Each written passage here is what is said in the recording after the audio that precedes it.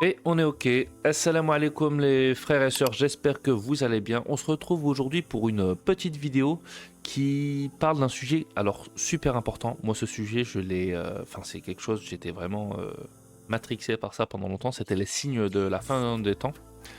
Et ce qui est encore plus incroyable, c'est de voir en fait à quel point des signes de la fin des temps qui ont été prophétisés il y a plus de 1400 ans, en fait maintenant on est... Quand on voit certains signes, on se dit mais attends, mais on est complètement dedans en fait, c'est un truc de ouf. Donc là, c'est une vidéo qui vient de la chaîne Minute Islam. Et on va la voir ensemble et puis on va s'arrêter petit à petit pour en parler parce qu'il y a 5 signes et on verra ce qu'on peut en dire. Et puis n'hésitez pas vous aussi à commenter, à me dire ce que vous en pensez. Donc c'est parti, on y va, bismillah. Que celui qui n'a jamais observé un de ces signes qui va suivre le dise en commentaire. Pour beaucoup, ces signes sont devenus la norme. Ils ne nous choquent plus et ne nous inquiètent plus.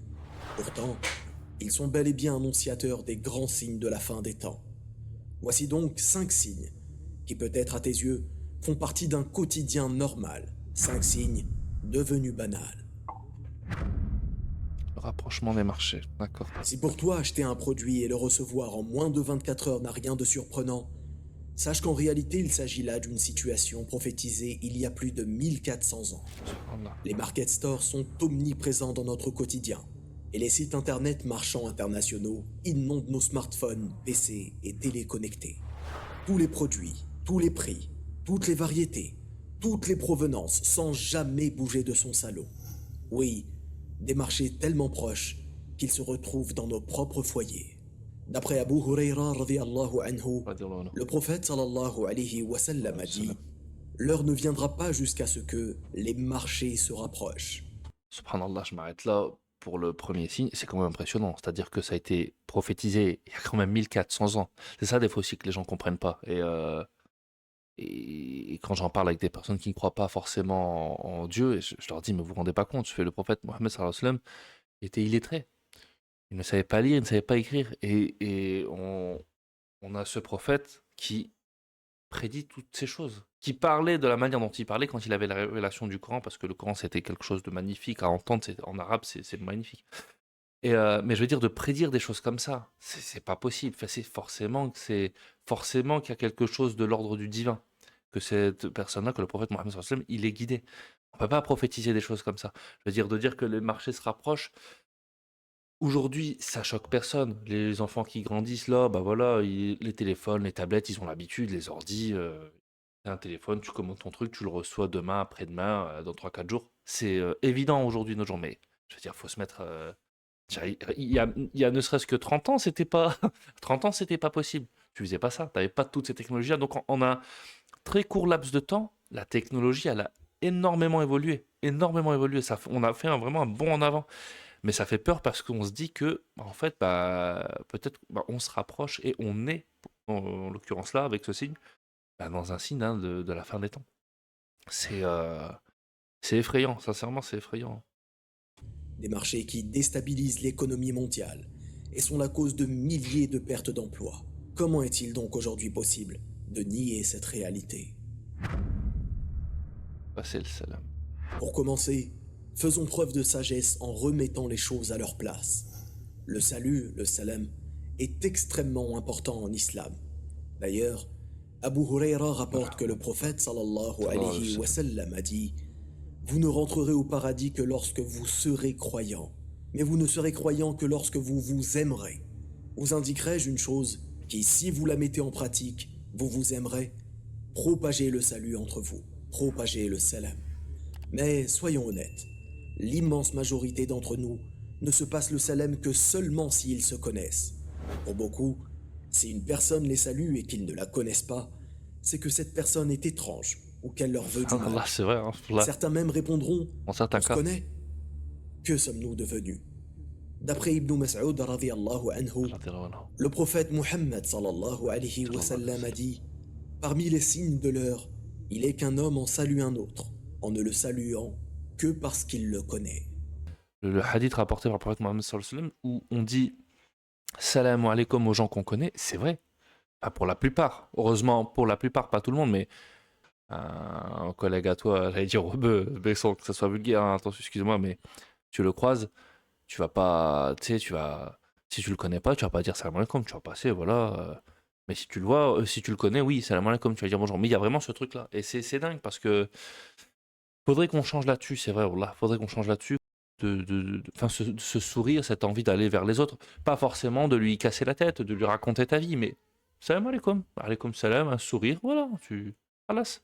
S'ouvrir un petit peu plus aux autres. Ouais. Je dis ça, moi je suis pareil, hein, sincèrement, quand je sors, c'est vrai que j'ai une tête plutôt fermée, mais dès que quelqu'un me parle, bah, j'ai tendance à sourire parce que j'ai pas. Mais voilà, je pense que c'est important, là, c'est important. Mais bon, subhanallah, ça a été prophétisé encore une fois. Qu'est-ce que vous voulez que je vous dise? C'est le miracle du prophète, seulement là. Obscénité, rupture. Ah Parler bah de ouais. façon vulgaire est devenu synonyme de virilité et de fierté. Rompre les liens familiaux est devenu synonyme d'émancipation et de maturité. Subir ou nuire à ses voisins est devenu monnaie courante. Subhanallah, rien que ça. Wallah, rien que ça.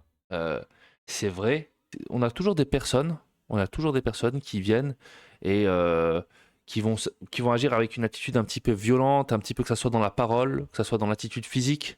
Et, euh, et on a tendance à se dire, purée, ces personnes-là sont dangereuses, c'est des mal alpha, entre guillemets. Alors que, subhanallah, il suffit de s'intéresser au hadith du prophète sallallahu alayhi wa sallam et du Coran pour comprendre ce que c'est que chez nous vraiment un homme, quoi. Comment est censé se comporter un homme. Après, attention, je dis pas que c'est facile, mais on doit essayer d'arriver là, quoi. On doit essayer d'arriver là au maximum. Et puis l'émancipation des parents, c'est par ça qu'on devient quelqu'un de libre, c'est vrai.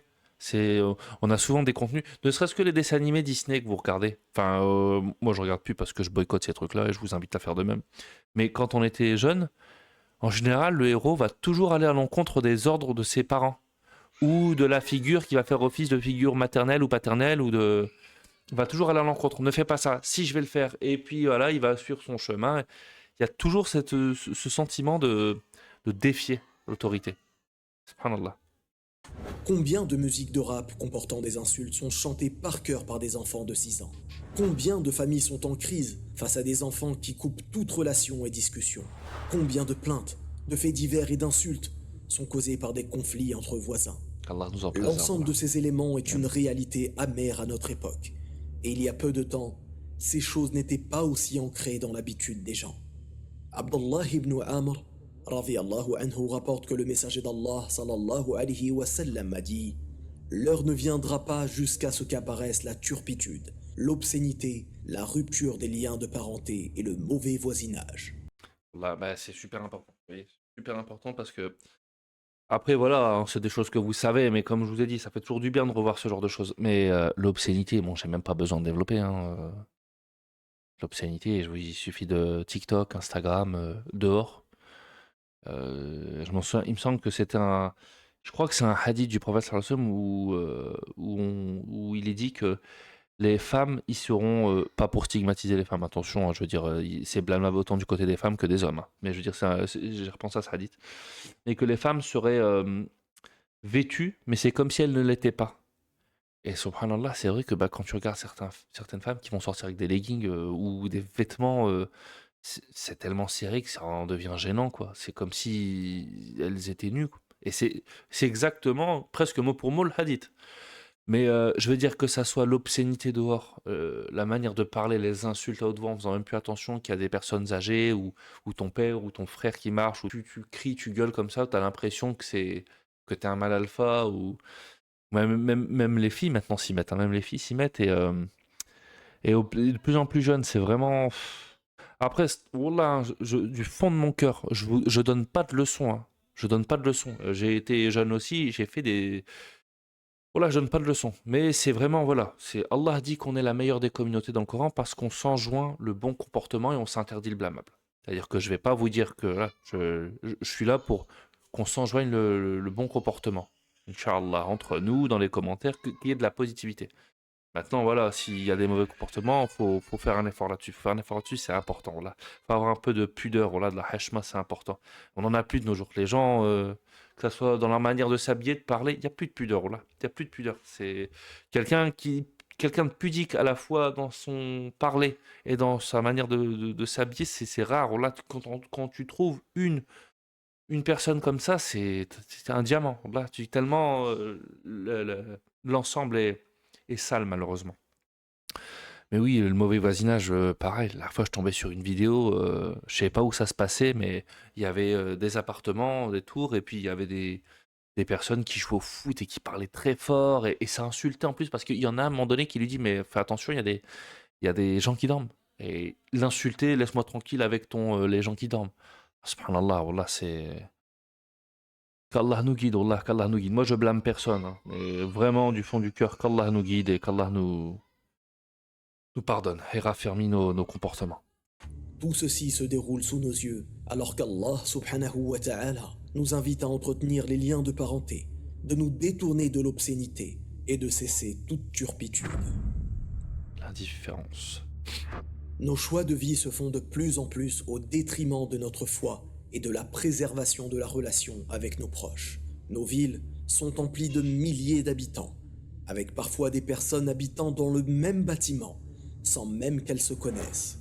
Ceci amène indirectement à un égoïsme ignoble, faisant que les gens vivent de façon quasi exclusive pour leurs passions et leurs désirs. Les valeurs morales entre humains disparaissent de plus en plus au profit de la décadence. L'entraide dans le bien et la piété deviennent des traits de caractère annexes et rares. C'est ça, exactement. C'est exactement ça. J'espère que vous entendez pas, là, ils font la fête, les enfants en bas. Mais oui, c'est-à-dire que les gens sont de plus en plus tournés vers eux-mêmes.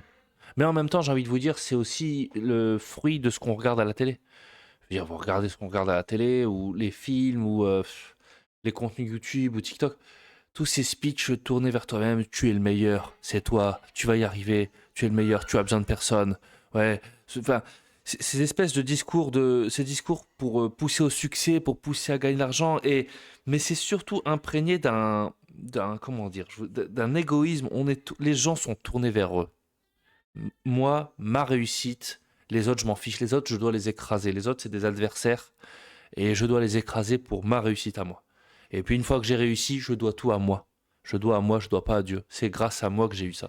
Là, Istarullah, qu'Allah nous en préserve. Moi, je trouve ça, c'est très toxique comme manière de penser. Après, je sais pas ce que vous en pensez vous, mais oh purée, j'ai le truc. Je me disais, je suis dans le noir. Attendez, excusez-moi. C'est parti, on y retourne. Excusez-moi, j'ai remis le décor. Je sentais que j'étais un petit peu dans le noir et je plissais un peu plus les yeux.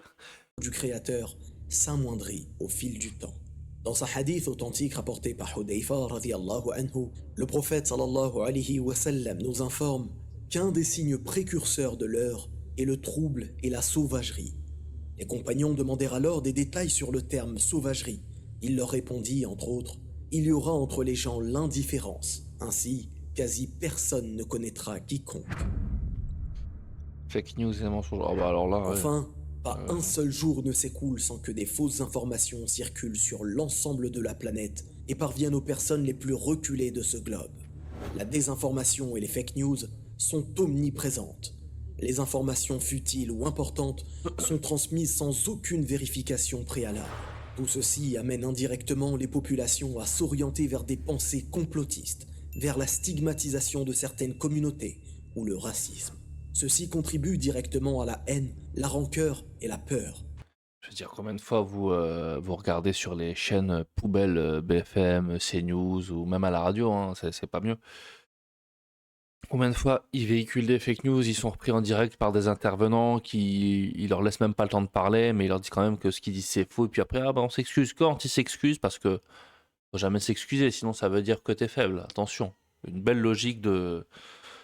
Mon Dieu, enfin bref. Mais je veux dire, il suffit de voir la télé, il suffit de voir comment les gens parlent à la télé, dans les médias, regardez comment des dirigeants parlent, regardez ce qu'on apprend sur eux. Je veux dire, avec une affaire qui fait l'actu en ce moment, l'affaire Epstein.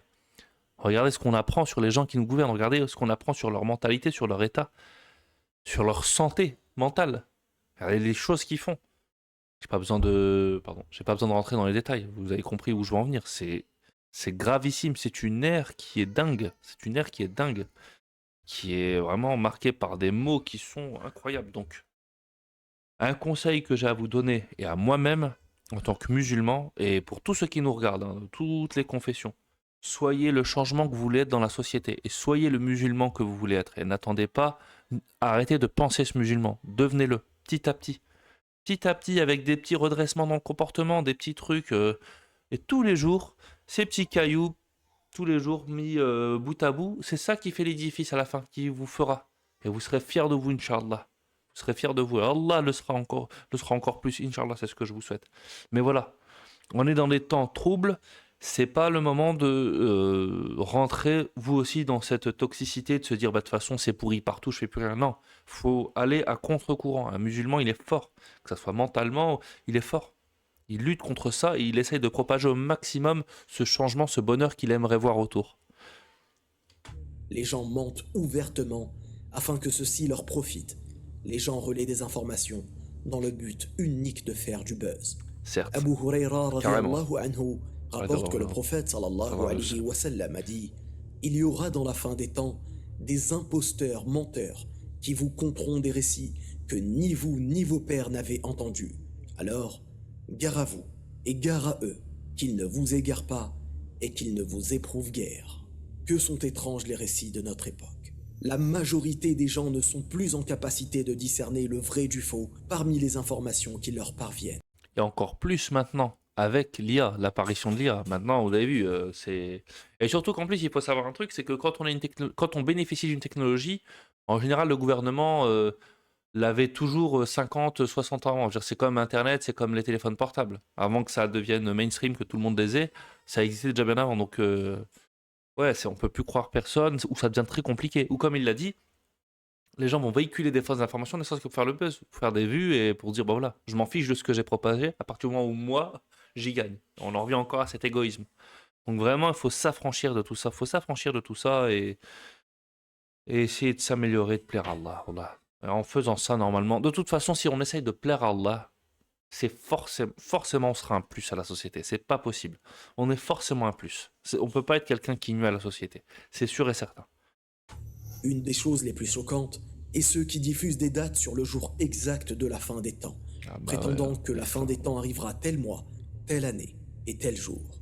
Mais quand aura lieu le jour dernier? Est-il possible de le prévoir? Est-il possible de connaître ou de calculer la date précise de la fin des temps? C'est ce que nous verrons lors du prochain épisode de la fin des temps avec preuve. Wallahu a'lam, barakallahu fikum. Eh ben c'était sympa, c'était vraiment sympa. On se fera d'autres vidéos comme ça, elles sont vraiment... moi j'aime bien, moi j'adore ces sujets-là en tout cas, je sais pas ce que vous en pensez. J'espère qu'on n'entend pas les cris des enfants, ils font que crier depuis tout à l'heure, je sais pas ce qu'ils sont en train de faire, ils jouent, on dirait des monstres. Sujet plus que sérieux, faut quand même le garder dans un coin de sa tête parce qu'on sait pas quand est-ce que l'heure arrivera. Hein, ça pourrait très bien être notre génération comme celle de nos enfants, Allahu a'lam. Mais en tout cas, ce qui est plus important que ces signes, bien qu'ils soient troublants, c'est notre comportement, je m'inclus, attention. Et écoutez, j'ai pris assez de votre temps. N'hésitez pas à me dire en commentaire ce que vous avez pensé de la vidéo, ce que vous pensez de son contenu. Et sur ce, je vous souhaite une bonne fin de journée, Inch'Allah. Assalamu alaikum.